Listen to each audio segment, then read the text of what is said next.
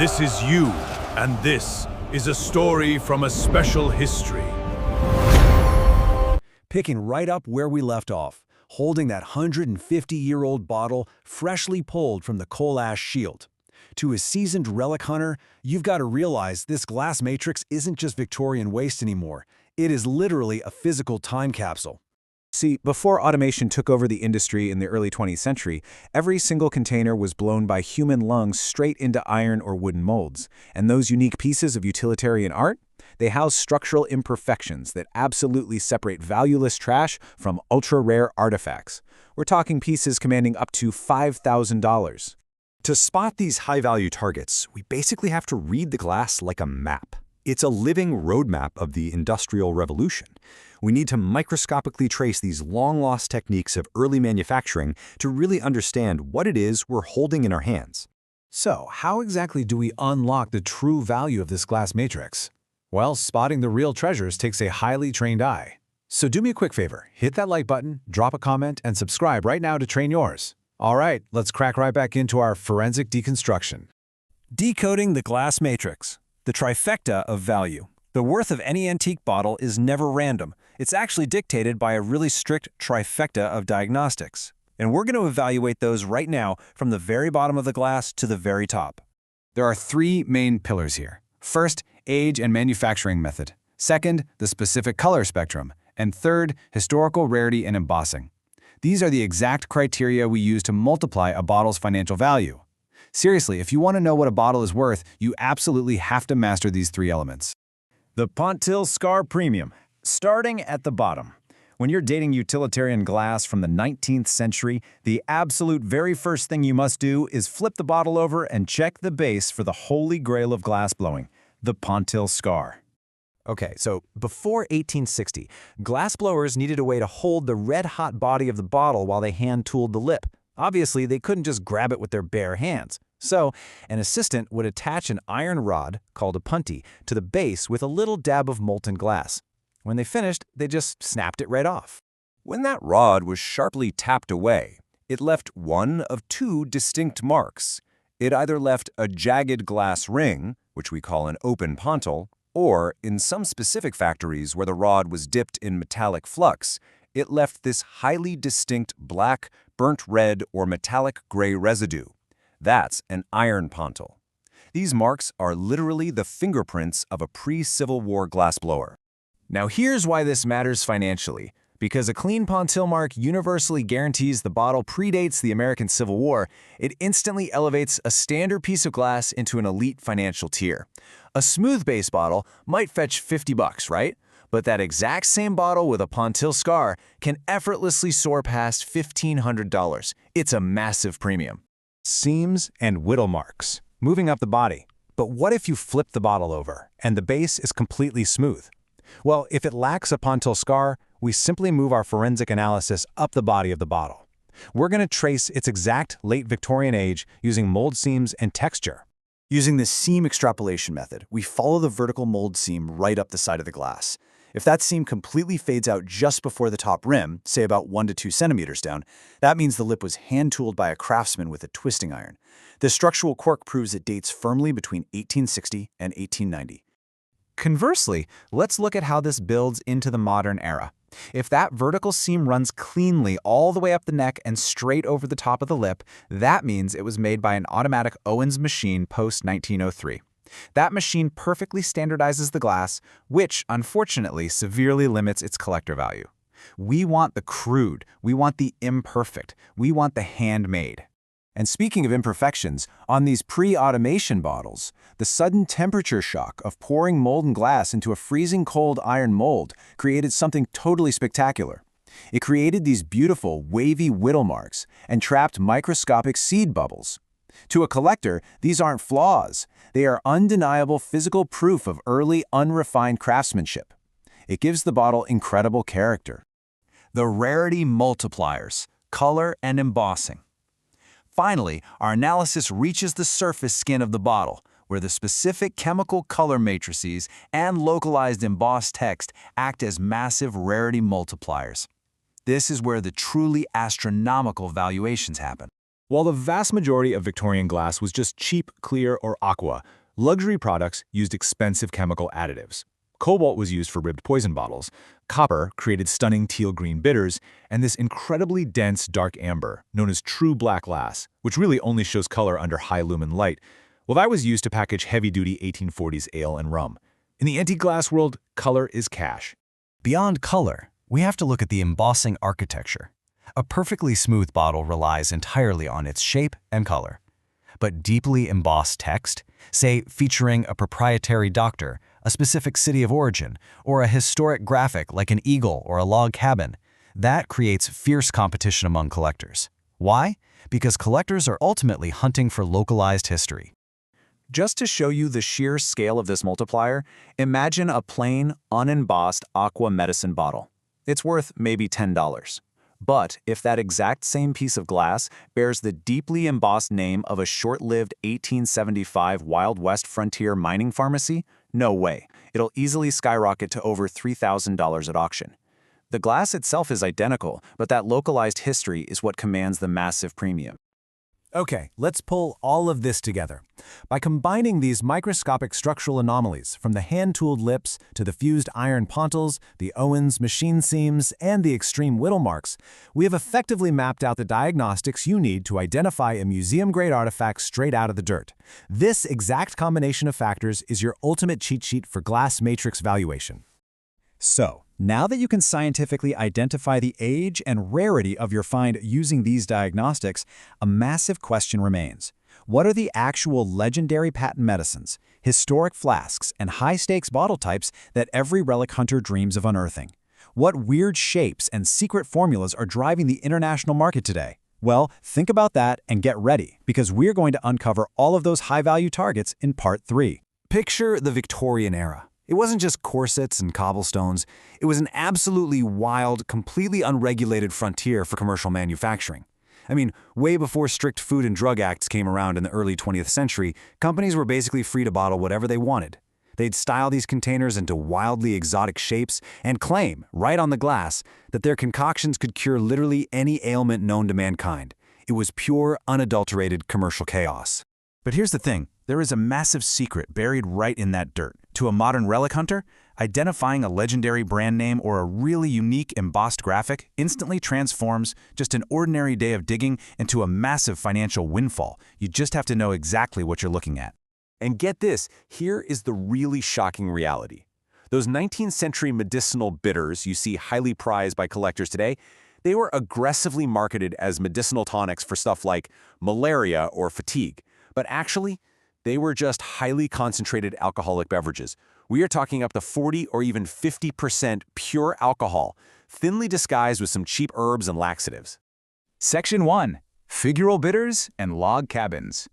To decode the absolute highest value artifacts on the collector's market, we're going to have to dig deep. So, if you want to keep unearthing these buried secrets with us, hit that like button and subscribe right now, because what we're about to show you is insane. Let's get into it.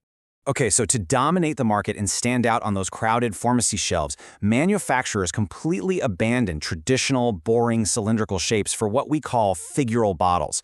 You have the cabin types, like the legendary Drake's Plantation bitters, which were actually blown to resemble these highly detailed, multi-roofed log cabins.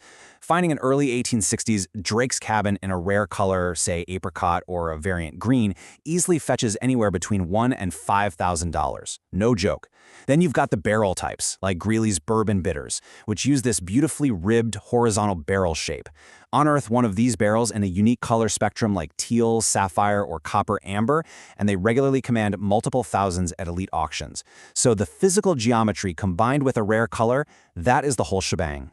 And all of this builds to the absolute, undisputed, holy grail of the digging community, $30,000. That is the sheer financial weight of uncovering a pristine, pre-Civil War Kelly's Old Cabin bitters bottle.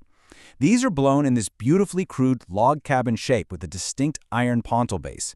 Basically, that's a jagged scar left underneath by the glassblower's rod. These bottles are exceedingly rare. Pulling an undamaged specimen out of a historic privy shaft instantly nets a relic hunter anywhere from $15,000 to over $30,000. Actually, scratch that. It isn't like treasure. It is literally buried treasure. Section 2. Patent medicines and quack cures. Welcome to the era of liquid illusion. This right here perfectly illustrates what drives the value of a patent medicine bottle today. It's the sheer audacity of its embossed claims. See, these bottles contained completely secret, highly dangerous mixtures. We're talking opium, cocaine, alcohol, morphine, all wrapped up in aggressive marketing designed to empty the pockets of desperate Victorians. If a bottle just says liniment or syrup, well, it's a basic utility. But bottles embossed with sweeping, aggressive phrases like cure, infallible, panacea, or universal remedy, boom. That drastically multiplies the bottle's value on the high-end market. The bolder the lie pressed into the glass, the higher the modern price tag. The really crucial point here is how specific variants can absolutely skyrocket in value. Take the Warner's Safe Liver and Kidney Cure. It's a total staple of late Victorian digging. These amber and green bottles feature this giant, highly detailed embossing of an industrial iron safe right on the front.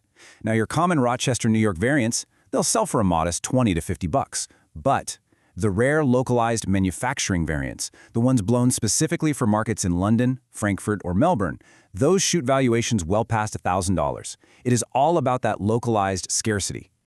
Alongside these cures, we have the heavyweights, pontil sarsaparillas. Early 1850s bottles, like Townsend's or Sands, are these massive, heavy, deeply indented pontil-based master utilities. Their commanding physical presence, combined with rich emerald or deep cobalt blue colors, makes them the absolute premier centerpieces for any serious collector.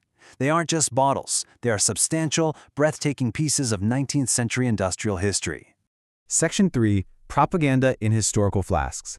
Long before television, before any digital media, the glass bottle was a massive primary medium for political campaigns and national propaganda. Produced mostly between 1815 and 1870, these whiskey and liquor containers are categorized today using the standardized McKeown grouping system, which is basically the gold standard catalog for glass collectors. As this era peaked around 1840, we see the explosion of portrait flasks. These feature beautifully embossed profiles of historical figures like George Washington, General Lafayette, Benjamin Franklin, or even the famous opera singer Jenny Lind. Then you have the eagle and cornucopia flasks, blown primarily in early American glassworks like Coventry or Kensington. These feature a bold American eagle on one side and a basket of fruit on the reverse. They quite literally represent the birth of industrial art in the West. Now, enter the value multiplier matrix. Because these flasks are so intensely collected, a standard aqua glass Washington or Taylor flask might bring you around $300.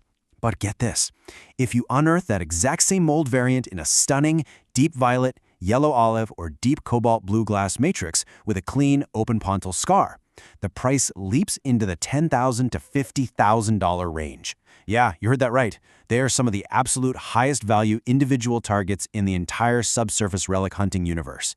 A rare glass color literally dictates whether it's just a neat find or a completely life-changing artifact. Section 4. The High-Value Bottle Index.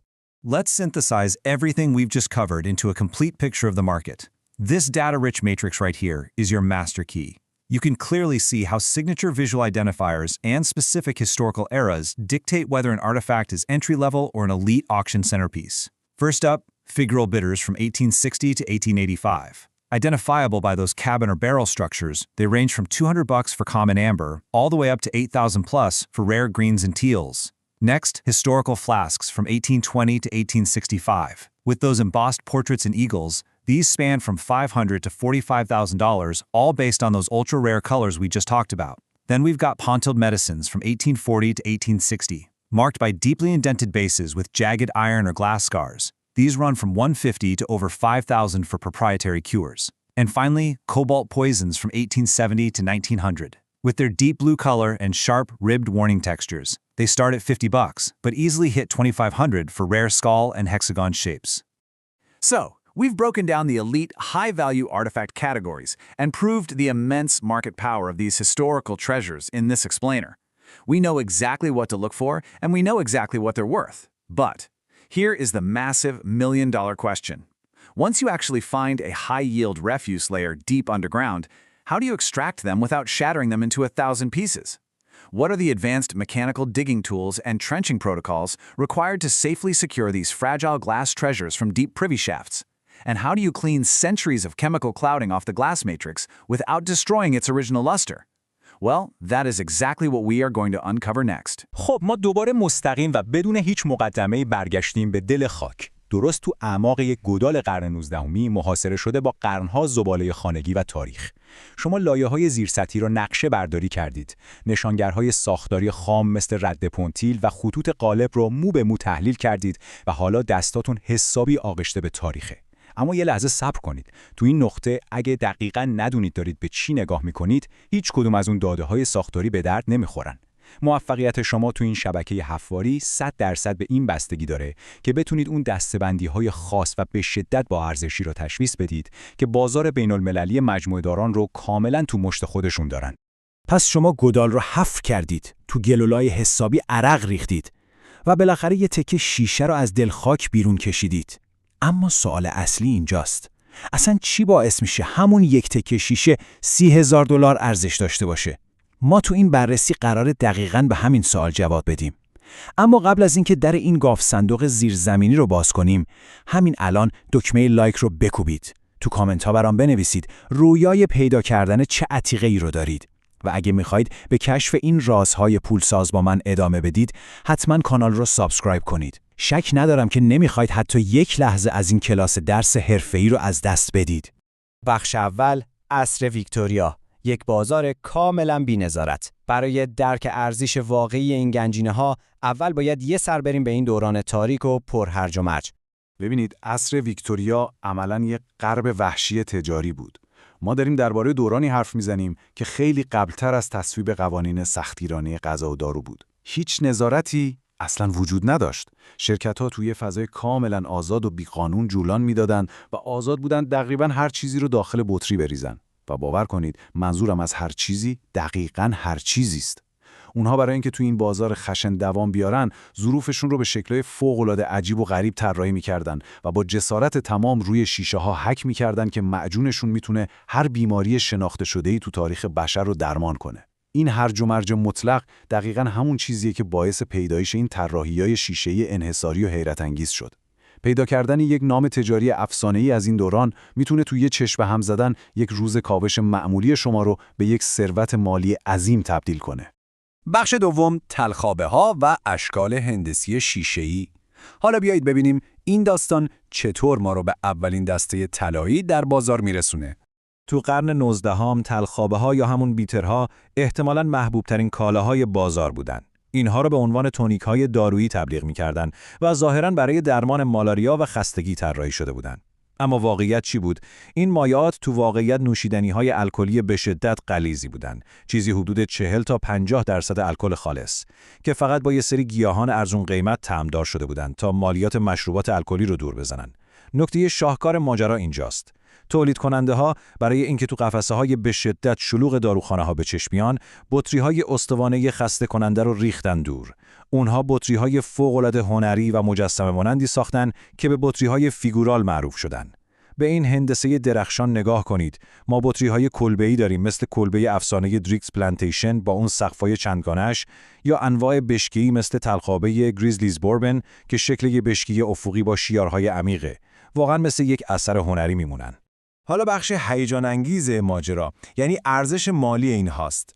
وقتی یکی از این مدل‌های کلبه یا بشکه مربوط به اوایل دهه 1860 رو از زیر خاک بیرون می‌کشید، ارزش پایه‌اش فوق‌العاده است. اما وقتی همونها رو تو طیف‌های رنگی نایاب پیدا کنید، مثلا فیروزه‌ای، یاقوتی کبود یا یه رنگ زردآلویی خاص، تقاضا برای اونها به معنای واقعی کلمه سر به فلک میکشه. یه بطری درگز با رنگ کمیاب میتونه به راحتی بین 1000 تا 5000 دلار تو یک حراجی سطح بالا به فروش برسه. اما صبر کنید. ما هنوز به جام مقدس این دسته نرسیدیم. بطری افسانه‌ای کلیز اولد کابین. راستش رو بخواید هر کاوشگر جدی و حرفه‌ای شبها خواب بیرون کشیدن این بطری از گلولای رو میبینه. این یه شاهکار بی‌نظیر مال دوران قبل از جنگ داخلی آمریکاست. به شکل یک کلبه چوبی با ظرافتی خام دمیده شده و یک پایه پونتیل باز یا آهنی به شدت متمایز داره. پیدا کردن حتی تکه‌های شکسته این بطری هم به طرز شگفت‌انگیزی نادره، چه برسه به یه نمونه بکر و دست نخورده که بیشتر از 1 قرن و نیم تو دل خاک و سنگ دوام آورده باشه.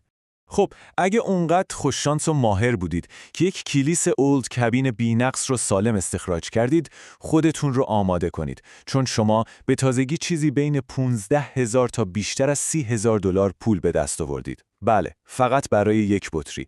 این همون ثروت سرسام‌آوریه که این مصنوع شیشه‌ای خاص تو بازار آزاد رقم میزنه. بخش سوم، داروهای دروغین و ادعاهای بزرگ. بیایید از تلخابه‌ها فاصله بگیریم و بریم سراغ پسرعموهای نزدیکشون.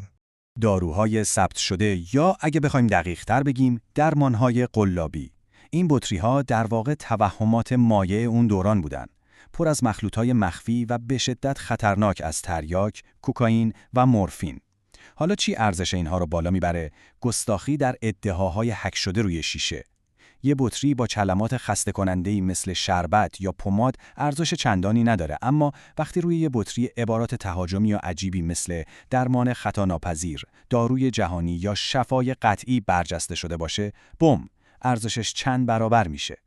در واقع مجموعه دارای امروز برای همون دروغ‌های بی‌شرمانه عصر ویکتوریا که برای همیشه روی شیشه مهر شدن پول هنگفتی پرداخت می‌کنن. مثلا این شاهکارها رو در نظر بگیرید. داروی کلیه و کبد ورنر سیف که یه حکاکی عظیم و پرجزئیات از یک گاف صندوق آهنی صنعتی درست روی نمای جلویش داره. یه نسخه معمولیش که تو نیویورک ساخته شده شاید $20 بیارزه، اما اگه همون بطری تولید لندن یا ملبورن باشه قیمتش به هزاران دلار میرسه. و در کنار اون سارساپاریلاهای پونتیلدار اوایل دهه 1850 رو داریم. بطری‌های عظیم با فرورفتگی‌های عمیق و رنگ‌های زمردی یا یاقوتی خیره کننده. حضور فیزیکی قدرتمند این بطری‌ها اونها رو به اهداف اصلی مجموعه‌داران رد بالا تبدیل کرده. بخش چهارم، قمقمه‌های تاریخی یا همون پروپاگاندای شیشه. اصلا بیایید کلاً از بحث دارو خارج بشیم. یه لحظه فکر کنید. تو دوران قبل از تلویزیون و بیلبوردهای دیجیتال چطور میشد یه پیام سیاسی رو پخش کرد؟ جواب جالبه. با استفاده از قمقمه‌های ویسکی و مشروبات الکلی. این ظروف عملاً بوم‌های شیشه زیبایی بودن برای کمپین‌های سیاسی و تجلیل از قهرمانان ملی. ما به اینها میگیم قمقمه‌های تاریخی که با سیستم گروهبندی مک‌کرین دسته‌بندی میشن. قمقمه‌هایی با نیمرخ‌های برجسته از چهره‌هایی مثل جورج واشنگتن، ژنرال لافایت یا حتی جنی لند، خواننده اپرا، و البته طرح‌های بی‌نظیر عقاب آمریکایی یا شاخ فراوانی. این کارخانه‌های شیشه‌سازی اولیه به معنای واقعی کلمه هنر رو به یک شی روزمره تزریق کرده بودند. بخش پنجم، ماتریس ارزش، رنگ و قیمت. حالا میرسیم به نقطه اوج ماجرا. ما درباره شکل‌ها حرف زدیم، حکاکی‌ها رو بررسی کردیم، اما ضریب ارزش نهایی تو کل این بازار چیه؟ ماتریس شیمیایی خام خود رنگ شیشه. ببینید پیدا کردن یک قالب تاریخی خاص فقط نیمی از راهه. فرض کنید یه قمقمه واشنگتن تیلور با رنگ استاندارد آبی فیروزه‌ای پیدا کردید. عالیه. اما حالا تصور کنید دقیقاً همون قالب با همون پورتری تاریخی توی رنگ نخبه و خیره کننده دمیده شده باشه. مثلا بنفش عمیق، زرد زیتونی یا آبی یاقوتی کبود. کشف قمقمه توی یکی از این رنگ‌های نادر بکوالاً همه چیز رو زیر و رو می‌کنه. اینجاست که معجزه اتفاق میافته. یه تغییر ساده تو ترکیبات شیمیایی رنگ شیشه، یه عتیقه محترم $300 رو به یک شاهکار $50,000 تو سطح موزه تبدیل میکنه. باورتون میشه؟ یه قمقمه تمیز توی رنگ فوق‌العاده کمیاب، یکی از با ارزش‌ترین اهداف تو کل دنیای جستجوی آثار زیرسطحیه. این یک جهش قیمت حیرت انگیزه که فقط و فقط به خاطر ترکیب شیمیایی ذوب شیشه تو یک روز خاص در دهه 1800 میلادی رقم خورده. ازتون میخوام همین الان از این جدول اسکرین شات بگیرید. این راهنمای میدانی ارزشمند شماست. این جدول اهداف و عتیقه‌ای رو که امروز پوشش دادیم کاملا خلاصه میکنه. از تلخابه‌های فیگورال تا قمقمه‌های تاریخی با اون پرش‌های قیمتی عجیب و غریبشون که تا $45,000 هم میرسن. قبل از اینکه دفعه بعد حتی یک پارو تو زمین فرو کنید، باید این ماتریس رو مثل کف دستتون بشناسید. اما خب همه اینها ما رو با یک مشکل وحشتناک و به شدت دلهره آور روبرو میکنه. تصور کنید داخل اون گودال تاریک هستید. گلولای رو با آرومی کنار میزنید و یهو درخشش شیشه بنفش عمیق یک قمقمه تاریخی $50,000 رو میبینید. قلبتون تند میزنه. حالا چطور میخواید اون گنجینه شیشه شکننده رو از تون زمین فشرده و سفت بیرون بیارید بدون اینکه این ثروت عظیم رو به 100 تکه خرد کنید؟ پروتکل‌های مکانیکی پیشرفته و تکنیک‌های تمیزکاری شیمیایی برای استخراج سالم این معادن طلای زیرزمینی دقیقاً چیا هستن؟ این دقیقاً همون رازیه که قراره تو بخش نهایی این کلاس درس کاوشگری فاش کنیم. پس با من همراه باشید چون به هیچ وجه نمیخواید اون رو از